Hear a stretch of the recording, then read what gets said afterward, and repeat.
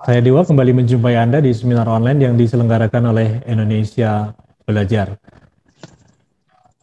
Untuk Anda yang belum mengenal Indonesia Belajar adalah sebuah media untuk belajar yang berisi motivasi, inspirasi, dan tentu saja pengetahuan dari para narasumber terbaik Indonesia. Indonesia Belajar hadir dalam platform mobile aplikasi yang bisa Anda download di Google Play Store ataupun Apple App Store, dan Anda juga bisa klik website kami di indonesiabelajar.id. Di Instagram Anda bisa follow Instagram kami di Indonesia_belajar.id. Di Facebook Anda bisa like Facebook fanpage kami di indonesiabelajar.id. Karena di sana Anda bisa update informasi seputar seminar-seminar online yang kami selenggarakan atau yang diselenggarakan oleh pihak-pihak yang bekerja sama dengan Indonesia Belajar.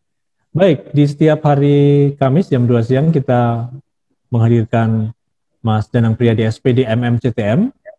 Beliau adalah storyteller, writer, dan outdoor, dan juga kepala sekolah TAA Pinang Ranti, Jakarta Timur. Dan untuk Anda yang belum follow Instagram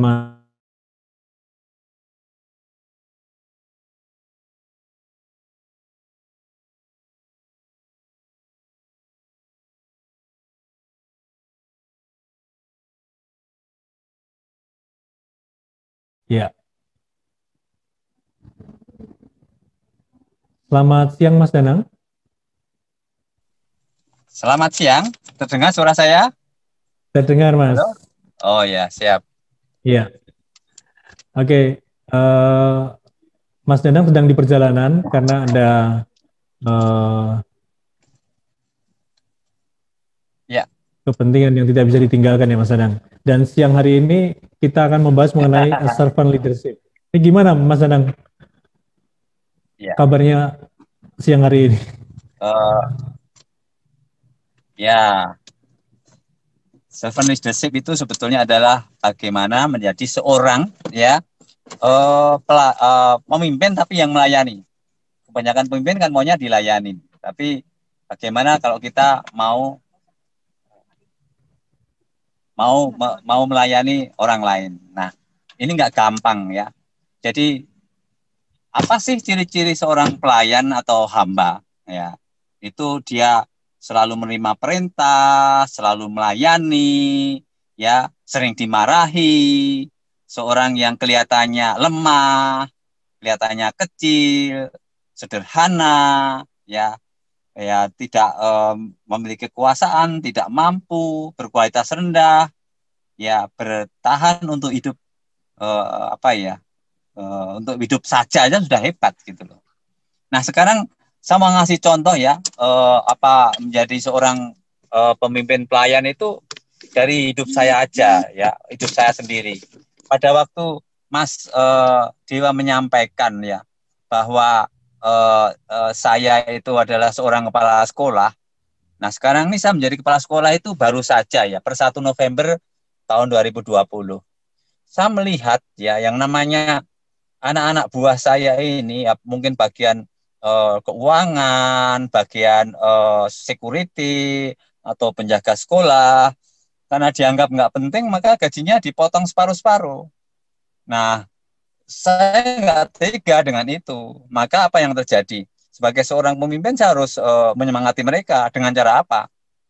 Seluruh honor atau gaji yang saya peroleh itu saya berikan ke semua kepada anak buah yang dipotong-potong itu.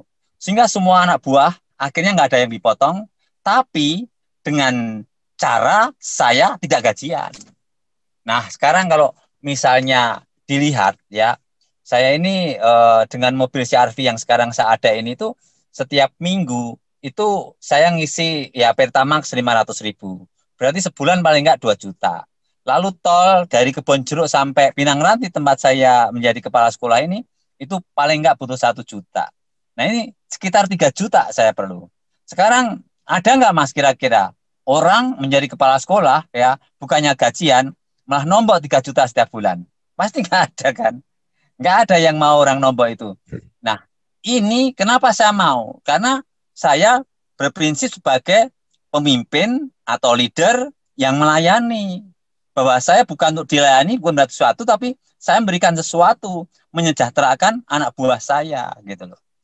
Apakah setiap orang itu bisa menjadi servant leader? Bisa, Mas, bisa setiap orang itu. Cuman mau atau tidak. Karena orang biasanya menjadi pemimpin itu biasanya kebanyakan bukan melayani, malah kebanyakan pengen dihormati atau malah juga memakai kewenangan atau malah dalam tanda petik menyalahgunakan kewenangan. Nah, ini maka kenapa hari ini saya senang sekali untuk menjadi atau sharing pelayan hamba atau servant leader, karena untuk saat-saat ini adalah saat-saat yang penting, apalagi di saat yang susah seperti ini. Kalau kita lihat di luar, kita bisa lihat ada nggak tuh atau pemimpin kita mana yang servant atau servant leadership, atau pemimpin mana yang justru malah king leadership. Nah, kalau lihat itu raja itu cirinya apa? Kelihatan ya. Dia selalu memerintah, ya. Dia selalu dilayani, ya. Akrab dengan apa ya, kemegahan, ya. Lalu keamanan yang ketat, ya, kelimpahan segalanya, punya kuasa, kualitas tinggi, terkesan kuat, pemikirannya besar, tidak pernah kekurangan uang. Nah, ini ciri seorang pemimpin yang apa ya? Yang raja, yang mau dilayani. Nah, lalu saya sampaikan bahwa seperti yang saya lakukan itu, leader itu is action, not position. Saya melakukan. Nah, sekarang dengan anak buah mendapatkan kesejahteraan, makanya mereka semangat bekerja. Nah, kalau yang mereka melayani dengan semangat, dengan senang, dengan senyum, tentu orang-orang kan senang datang. Khususnya sekarang untuk anak-anak yang sekolah datang, lalu orang tuanya. Nah, ini menyenangkan gitu loh. Jadi kalau kita belajar dari Jawa itu Ki Hajar Dewantara, pendiri Taman Siswa tahun 1912 itu lebih hebat lagi. Dia kan punya moto tuh, Engarso Sung Tulodo. Di depan itu memberi contoh. Ing madya mangun karso, di tengah membangkitkan semangat, tutwuri handayani, dari belakang mendorong. Nah, saya ngasih contoh seperti ini misalnya, Mas, ya. Di tempat saya kan kalau kadang-kadang ada orang tua murid datang, lalu ada anaknya, lalu kadang-kadang bawa adiknya, mbak tantenya, sapa, sambut, ya. Halo sayang, kamu umur berapa? 5 tahun. Kamu berarti besok tahun depan bisa sekolah di sini, masuk SD dong sayang. Ya udah, nanti nanya bunda dulu gitu loh. Atau ada misalnya lagi masuk pintu gerbang atau keluar pintu gerbang sekolah, dilihat tetangga-tetangga situ ada anak-anak main-main. Kamu kelas berapa sayang? Kakakmu sekolah di sini, nanti kamu sekolah di sini ya. Nah, ini saya nggak usah nyuruh anak-anak buah saya, tapi saya langsung ngasih contoh. Meskipun saya sebagai kepala sekolah mungkin bisa saya mengatakan, itu deketin anak itu, tawan itu sekolah. Nah, dengan saya melakukan seperti ini, makanya anak-anak itu lalu mengikuti. Jadi namanya leader is action, not position. Ngasih contoh, ngasih sung tulodo. Yang madya mangun karso, di tengah memberikan semangat. Jikala mereka dipotong gajinya, bahkan separuhnya, mereka kan zaman sekarang bukannya ringan, malah tambah susah karena mungkin apa-apa mahal, kemana-mana jadi susah, Grab nggak ada diskon, misalnya seperti itu. Dengan saya kembalikan gaji kamu utuh, tapi kamu harus rajin, kamu semangat. Nah, memang mereka senang gitu loh. Wah, terima kasih dikasih pemimpin Kak Se gitu yang mau ngerti anak buah, yang mau menolong anak buah. Nah, seperti ini yang namanya mangun karso, membangkitkan semangat. Tutfuri handayani. Nah, ini yang contoh ini, Mas. Saya konkret saya melakukan. Anak-anak sekarang ini sudah hampir sebulan kan, ini sudah tanggal 25 ya. Itu saya belum pernah saya duduk di kursi atau di ruang kepala sekolah. Saya selalu duduk di samping guru-guru yang mengajar dan anak-anak yang belajar. Itu nuansanya, rasanya, maknanya, semangatnya beda, Mas. Kan guru-guru akhirnya kan ada didampingi kepala sekolahnya, didampingi pimpinannya. Dia itu semangat mengajar, lalu dia mengajar dengan sungguh-sungguh, lalu anak-anak sekolahnya juga wah mengerjakan PR, mereka senang, apalagi saya juga kasih salam, kasih sambutan untuk misalnya murid-muridnya. Nah, ini artinya ya apa? Tutwuri handayani. Dia melakukan sesuatu, dia mengajarkan sesuatu, kita dampingi, kita temani. Itu beda kalau kita hanya wah pokoknya kamu harus jalan, nilai harus baik dan seterusnya. Sementara kita duduk manis atau main HP atau medsos di ruang kita kan orang nggak ngelihat ya, ruangan yang besar itu ya kita bisa melakukan apapun. Nah, ini contoh yang Ingarso Sung Tulodo di depan memberi contoh, yang Madya mangun karso di tengah itu membangkitkan semangat, lalu tuturi handayani ya. Di belakang kita itu mendorong atau memberi gitu. Nah, itu beda antara pemimpin atau raja. Apakah semua orang bisa jadi? Bisa, Mas, gitu loh.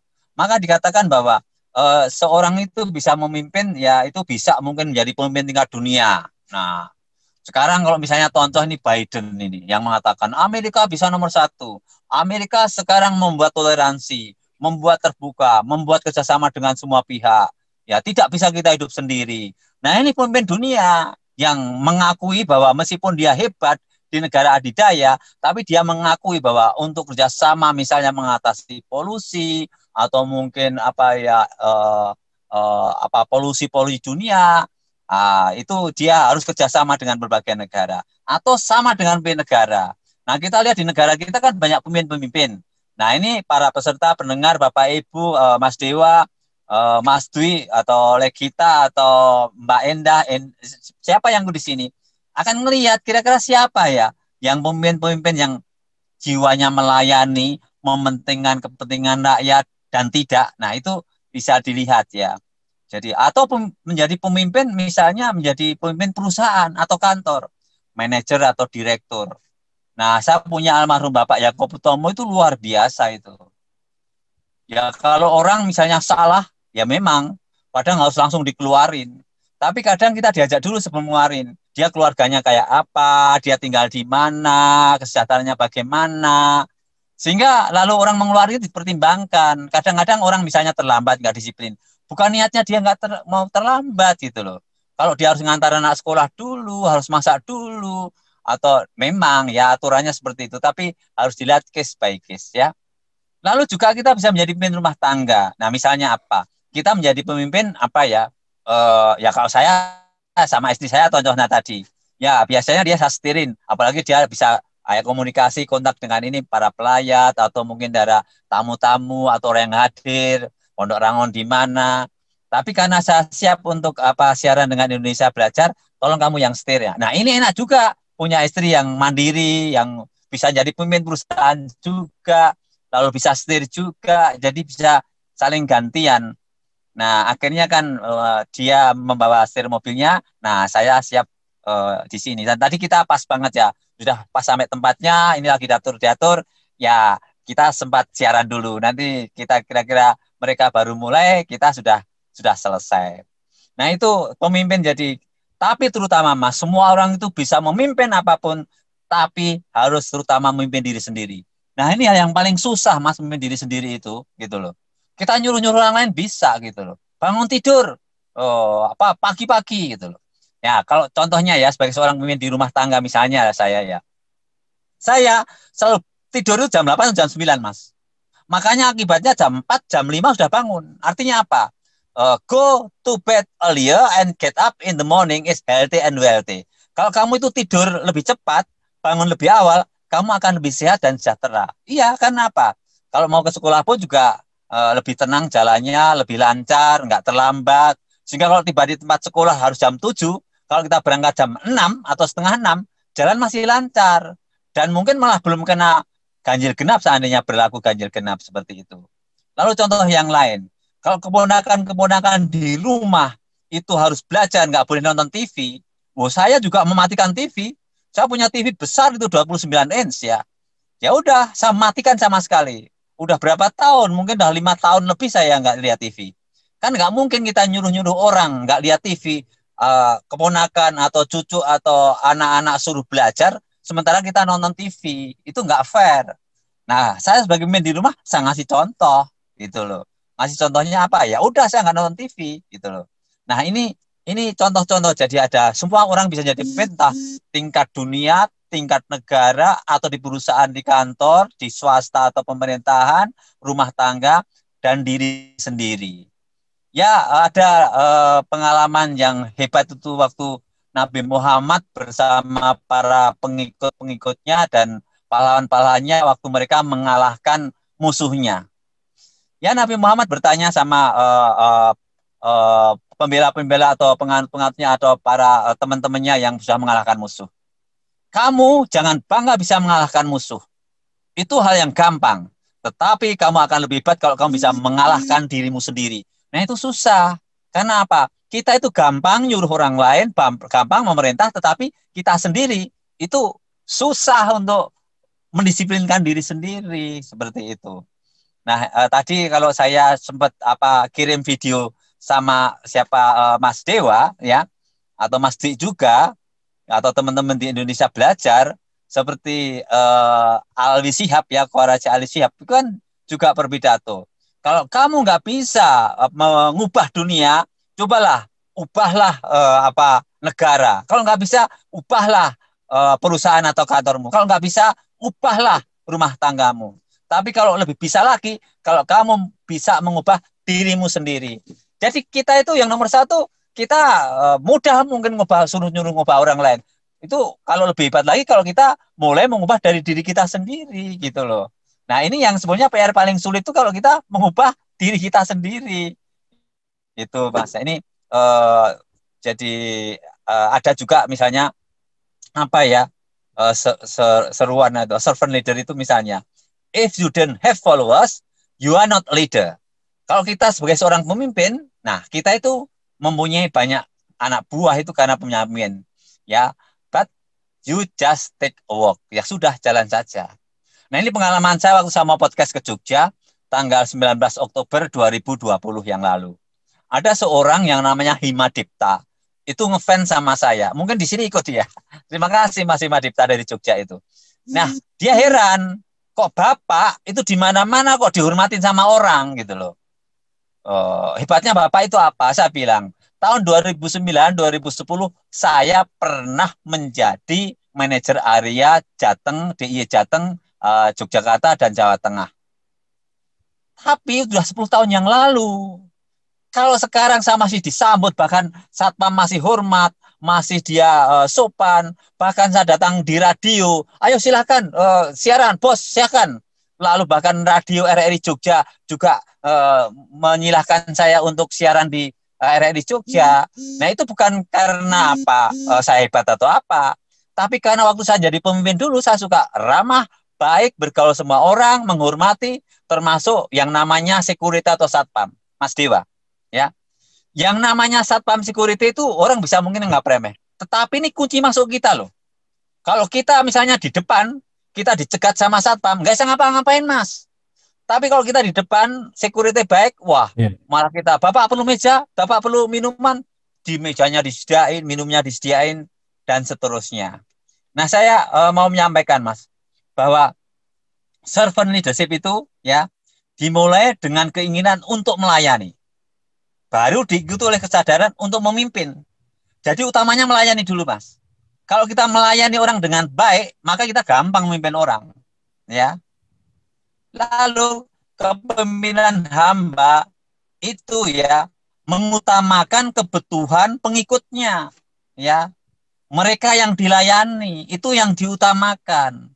Sehingga kalau mereka sudah merasa terpenuhi kebutuhannya, kalau hukum Maslow itu terutama ya mungkin secara fisik, makanan, minuman dan seterusnya Mas, rumah, pakaian dan itu udah tercukupi, mereka diajak maju gampang. Nah kalau makan aja susah Mas, gimana diajak giat? Orang bekerja semangat kalau ada energi Mas, ada makannya, ada tenaganya. Nah setiap orang yang mau itu dapat belajar menjadi pemimpin hamba. Jadi siapakah? What is servant leadership? Semua orang bisa.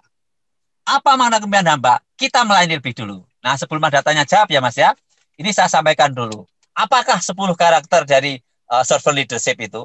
Orang yang melayani. 1 Mas, listening, mendengarkan. Mas, mendengarkan sama mendengar beda loh. Mendengarkan itu kalau kita ngomong ya seperti saya menatap Mas Dewa matanya, memperhatikan. Bisa loh Mas, kita dengerin tapi sambil lihat kiri, kanan. Itu seperti orang yang menyanyi, naik ke puncak gunung tinggi sekali, naik ke puncak gunung tinggi, kiri kanan, kuliah caca. Loh Mas, kalau lihat kiri kanan kapan naiknya? Ya naik, lihat ya lihat, gitu loh. Jadi listening Mas, dengar beda sama mendengarkan. Lalu empati Mas, apa itu empati? Empati itu ya meletakkan kaki kita di sepatu orang lain, supaya cocok gitu loh. Nah, sepatu orangnya itu macam-macam Mas, ada yang besar, ada yang kecil. Untuk anak kecil kalau saya ngomong ya saya merendah, saya turun, saya jongkok, kalau belum delosor gitu loh. Kalau orang gede ya kita mungkin sejatar atau hormat ke atas gitu loh. Nah, itu namanya empati, yang menempatkan diri jadi orang lain. Kalau itu orang susah gimana? Ya sekarang ini konkretnya kenapa mereka yang dipotong-potong saya bantu. Nah, mereka itu makan aja susah kok dipotong. Udah orang-orang kecil, gajinya kecil dipotong separuh lagi. Lalu apa yang dia dapat? Bukannya saya kelebihan, tapi justru inilah kesempatan menunjukkan, ini loh servant leadership, melayani anak buah dulu. Nah, itu semangat Mas mereka. Senang menyambut dan bekerjanya semangat saya lihat gitu loh. Lalu healing, menyembuhkan. Nah, ini tak kasih contoh konkret, Mas. Kemarin tuh ada seorang yang penjaga sekolah itu, anaknya diculik, Mas. Apa yang dilakukan? Dia main dukun, Mas. Sampai Kerawang, sampai Bandung. Saya bilang, loh kamu gimana sih? Kok percaya sama orang, nggak percaya sama Allah, percaya sama Tuhan, sama Allah? Lalu akhirnya apa yang dilakukan? Dia ke dukun terus, saya berdoa, Mas. Setiap pagi saya doain.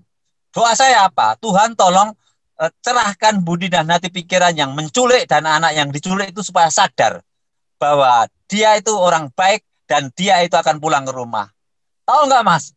Itu nggak main-main loh Mas. Seminggu saya berdoa Mas. Ketemu Mas. Wah puji Tuhan alhamdulillah gitu loh. Nah, ini sekarang lagi dijemput di Medan Mas. Ketemunya di Pekanbaru. Mungkin sekalian pulang ke Medan karena kakek neneknya di sana. Tapi nanti pulang saya hajar Mas. Kamu tuh jangan main dukun. Hari gini masih main dukun aja. Percaya sama manusia. Justru saat pandemi, saat susah, saat kayak begini ini harusnya kita berserah pada Allah, berserah pada Tuhan karena dialah pemberi hidup kita gitu loh. Kan kita nggak tahu gini. Ini terus terang ya Mas. Ini saudara kakak ipar yang sekarang meninggal saya antarkan sekarang di Pondok Rangon ini. Itu juga nggak tahu meninggalnya. Habis mandi, tiduran di sofa, ya kan? Karena dia tinggal di rumah sendiri, orang nggak tahu. Cuma anaknya kok loh, sore-sore di telepon kok lampunya gelap gitu loh. Kok nggak ada balasan WhatsApp-nya gitu loh. Lalu akhirnya anaknya yang rumahnya dekat datangin ternyata ibunya sudah nggak ada, minta security buka gitu loh. Nah mungkin berarti sejak siang udah nggak ada gitu loh. Tapi bagi saya ya oke, nggak adanya bagus. Mungkin serangan jantung, bukan COVID. Yang artinya yang lain akhirnya juga nggak perlu takut.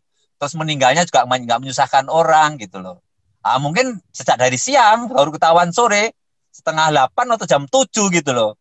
Nah ini healing, menyembuhkan. Artinya apa? Dia sakit kehilangan anaknya, sekarang ketemu dengan cara didoakan, minta tolong sama Allah, sama Tuhan, ketemu.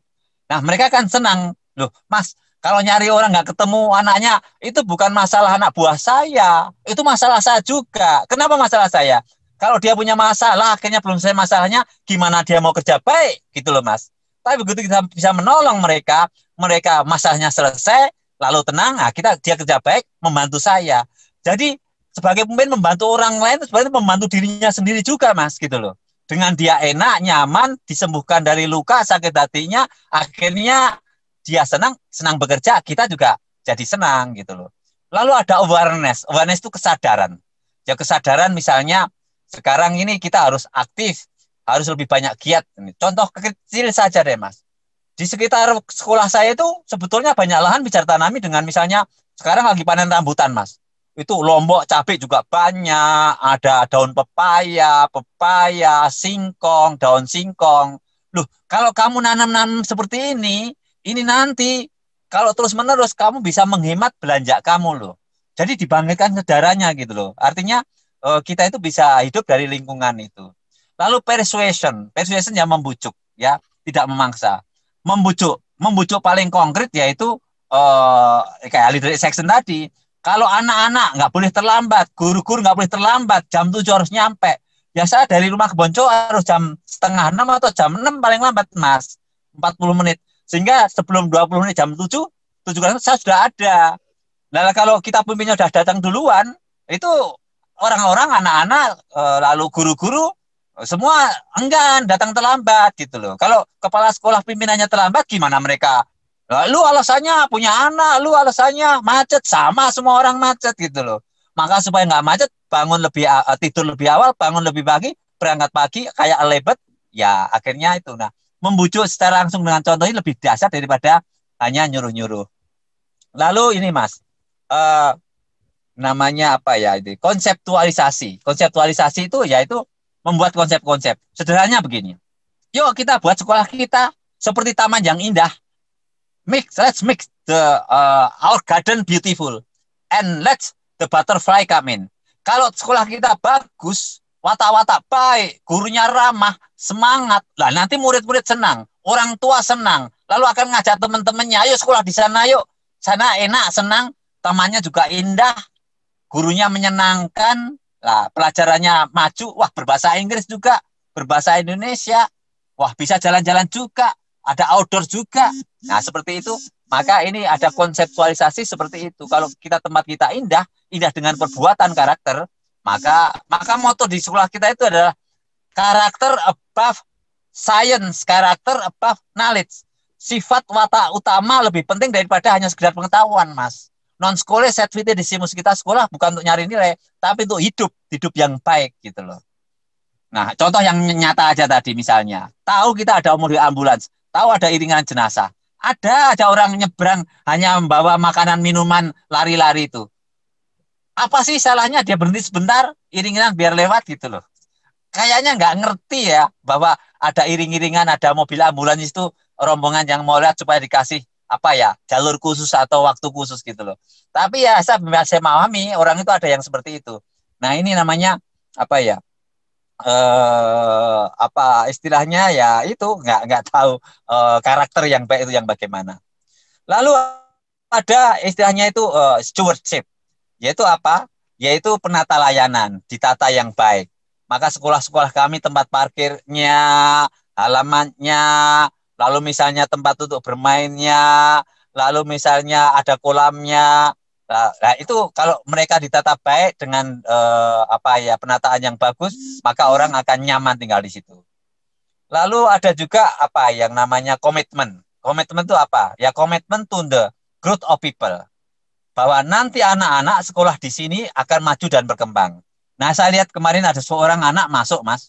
Itu bisanya hanya bilang mam, mam, mam, mam, mam, mam.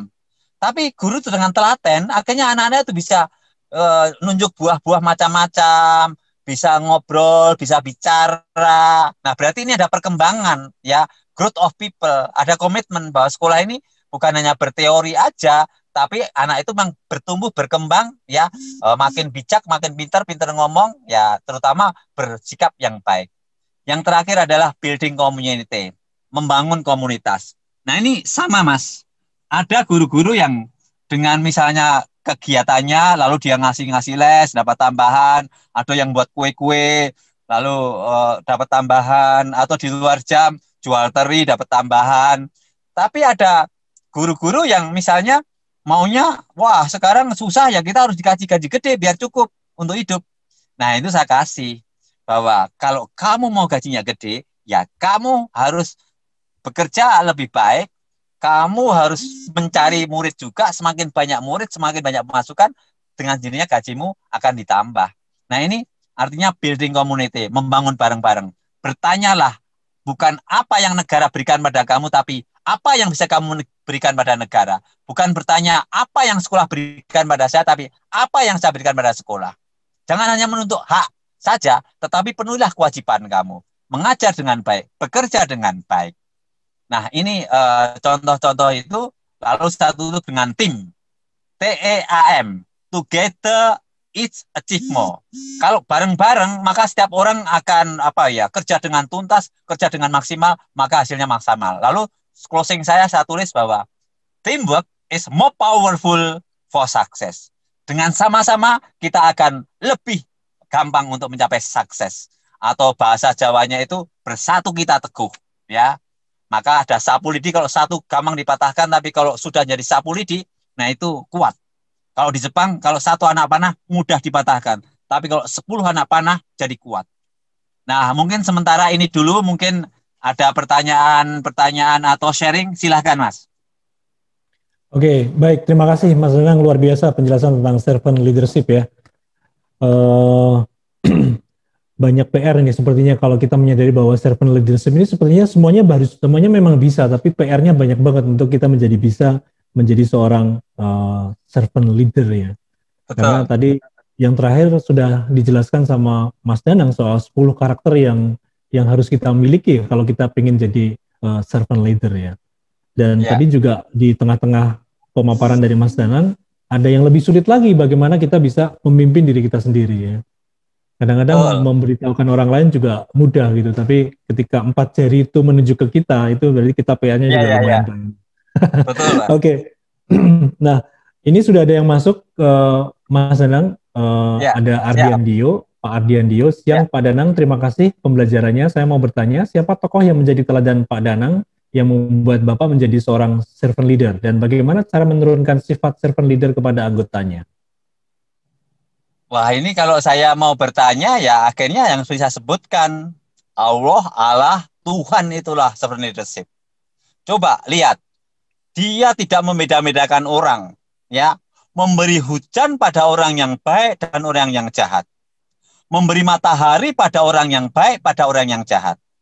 Makanya hidup saya itu mencintai Tuhan lewat mencintai sesama, melayani Tuhan lewat melayani sesama. Jadi kalau saya ditanya contohnya siapa, yaitu Allah, Tuhan, Allah, itu yang menjadi contoh saya gitu loh. Kalau di Indonesia ya seperti tadi kalau saya sebutkan misalnya tadi ada ya misalnya Ki Hajar Dewantara sebagai seorang pendidik, maka saya kan juga belajar dari beliau karena dia mendirikan taman siswa ing Arso Sung Tulado, ing Madya Mangunkarso, Tutwuri Handayani. Ini enggak mudah. Atau boleh kalau sebagai pendidik kita belajar juga R.A. Kartini, Dos Duir Tersni Tocrit ya. Habis gelap terbitlah terang. Artinya apa? Kita harus membangkitkan semangat orang ya itu untuk ya mereka itu punya harapan. Nah, nanti tanggal 13 Desember itu kami akan ada konser dan akan ada apa ya namanya itu open house. Saya kasih judul itu The Power of Hope. Ya, ada harapan. Even di tengah badai pun ada harapan, ya. Coba dengan begini saya bisa menghargai orang yang membuat katakanlah empon-empon saya beliin. Ada orang buat masker, hand sanitizer. Nah, kayak gini-gini harganya mahal, tapi saya hargai karena mereka nggak hanya minta bantuan, tapi mereka menjual sesuatu. Nah, ini yang kalau boleh dicontoh. Kalau di Indonesia ya, saya terus terang saya kagum dengan Insinyur Soekarno.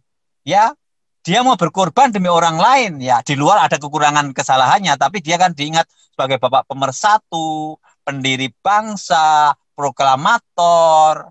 Bahkan dia ditahan pun dia menerbitkan buku-buku. Nah, ini jadi kita bisa contoh kalau dari segi rohani ya saya Tuhan Allah sendiri bagi saya. Kalau dari manusia yang di Indonesia yang saya contoh yaitu atau mungkin kalau dari luar itu misalnya Mother Teresa itu luar biasa. Dia mengatakan apa atau Gandhi ya. Kita punya tangan untuk melayani, punya hati untuk mengasihi. Lalu yang dikatakan kalau kita tidak bisa melakukan suatu hal yang besar, lakukanlah hal kecil dengan hati yang besar. Seorang tukang sapu jalanan melakukan pekerjaan yang baik, bersih dan jujur, itu lebih mulia daripada seorang pemimpin yang banyak korupsi atau menyalahgunakan wewenang atau jabatannya. Itu Mas. Terima kasih pertanyaannya. Oke. Ya. Dan cara menurunkan sifat servant leader ke anggotanya itu memberikan contoh Nah, tadi itu yang Mas. sudah dijelaskan di Dengan awal. contoh, leader is action not position. Coba, saya mengorbankan uang saya semuanya loh untuk anak Ya. buah saya. Mana ada seperti itu? Ini contoh.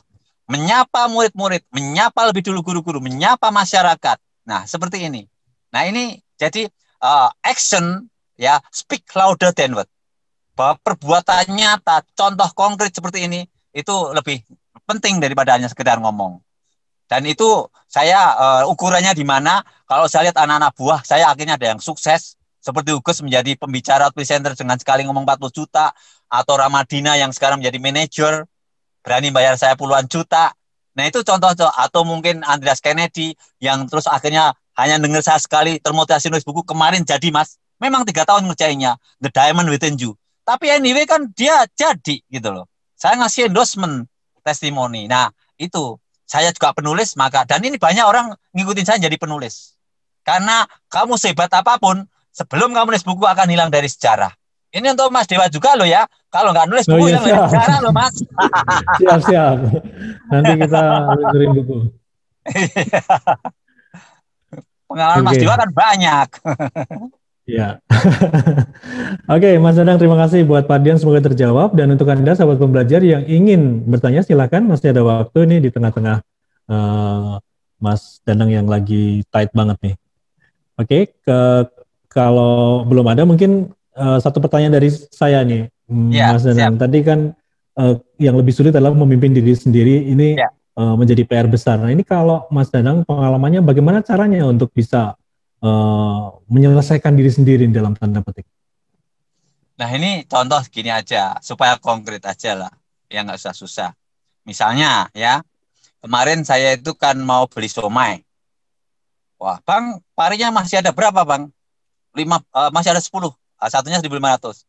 Wah, ya udah semuanya. Istri saya, buat sama tahu aja. Terus, ya udah kamu tahunya berapa? Enggak. Karena saya mau parinya 10, tapi istri saya maunya parinya dikurangi baru itu. Ya namanya istri kadang-kadang lagi nggak mood, lalu dia akhirnya ngambek, marah gitu kan. Terus nggak mau makan gitu kan. Terus akhirnya dia masuk kamar gitu. Ya sudah, ya artinya makan jadi nggak enak. Kenapa sih saya nggak mau mengalah? Tapi kan udah susah. Meskipun diubah parinya kembaliin ganti gitu, kalau udah gitu susah. Ya sudah, akhirnya saya makan, menunggu waktu yang tenang. Sudah agak tenang, nah, saya mencoba masuk kamar, dikunci. Ya saya ketuk pintunya sekali, 2 kali, 3 kali, sampai 10 kali baru dibukain. Lalu dia nungsep. Ya sudah, ya akhirnya saya serven. Dia tuh sering bang dipinjatin kakinya mas, tak pijatin kakinya. Habis tak pijatin kakinya saya nggak banyak ngomong, karena dia tidur tertelungkup, lalu saya peluk, saya tidur. Nah pada saat mijatin, kalau orang marah mas, pasti kakinya akan ditarik. Tapi kalau kakinya dikasihkan, nah itu jawaban, nggak perlu ngomong mas. Action. Waktu tidur dipeluk. Kalau dia itu marah mas, pasti dipeluk nggak mau. Kalau mapan, nafasnya terengah-engah. Nah, ini tanda senang. Ya sudah, dalam waktu setengah jam, 1 jam, tanpa ngomong apa-apa, masalah selesai. Bangun, lalu akhirnya dia masakin saya makanan, minuman, dan seterusnya. Dewa, mas-mas serta sekalian, itu nggak mudah untuk menaklukkan diri sendiri. Kadang-kadang sebagai laki-laki, sebagai kepala rumah tangga, itu kadang-kadang kita merasa, aku kepala rumah tangga, semua harus mau saya atur, semua harus menurut sama aku. Nah, gitu kan? Tapi mau nggak kita mengalah, merendah, mau mijetin nggak saya, mau memeluk. Wanita itu bisa bisa kalah dengan pelukan, sentuhan, dan ciuman. Ya, nanti dipraktekkan ya Mas Dewa ya kalau terjadi seperti itu ya. Siap. Gak usah disuruh tuh mas. Tapi kan nggak gampang kan Mas Dewa? Nggak Gak gampang kan? gampang, gak gampang. Bener, setuju sih. Makanya saya pertanyakan ini. Bagaimana cara Mas Danang Ya, menyelesaikan diri, ya, mengalah untuk memimpin ya diri sendiri mengalah untuk tadi. menang Mas. Dan ini Iya, nggak gampang loh Mas mau mengalah itu Mas. iya. Oke. Oke, Mas Danang, mungkin untuk closing statement siang hari ini, apa yang ingin disampaikan Mas Danang? Ya, saya mau menyampaikan bahwa semua orang itu bisa menjadi pemimpin. Ya, mau pemimpin dunia, pemimpin negara, pemimpin kantor, pemimpin rumah tangga. Tapi yang paling penting adalah kita mesti bisa memimpin diri sendiri dulu. Kalau kita bisa mengalahkan diri, memimpin diri, ngasih contoh, maka orang akan mudah. Leader is actional position. Yang namanya seorang pemimpin itu harus ngasih contoh. Kalau ing ngarsa sung tulodo, ing made mangun kaso, tuturi handayani dilakukan, ya insya Allah, alhamdulillah puji Tuhan, orang akan mengikut kita karena kita tulus melayani dengan hati-hati, dengan sungguh setulus hati. Itu akan kelihatan dari mana? Dari perbuatan kita, karena action speaks louder than word. Just do it. Marilah kita akan kerjakan sama-sama dengan melayani lebih dulu sebelum dilayani. Terima kasih. Selamat melayani. Tuhan memberkati, salam sehat dan bahagia selalu. Oke, terima kasih Mas Danang Priyadi atas pencerahannya tentang servant leader. Semoga bermanfaat dan pasti bermanfaat untuk kita semua. Terima kasih untuk sahabat pembelajar yang sudah hadir. Terima kasih Mas Danang sudah menyempatkan untuk mencerahkan kita siang hari ini di tengah kedukaan di keluarga Mas Danang. Kami mengucapkan berbelasungkawa sedalam-dalamnya. Semoga arwah kakak ipar diterima di sisi Tuhan. Amin. Terima Oke. kasih Indonesia Belajar. Iya, kita ketemu lagi minggu depan. Salam sukses luar biasa. Stay healthy.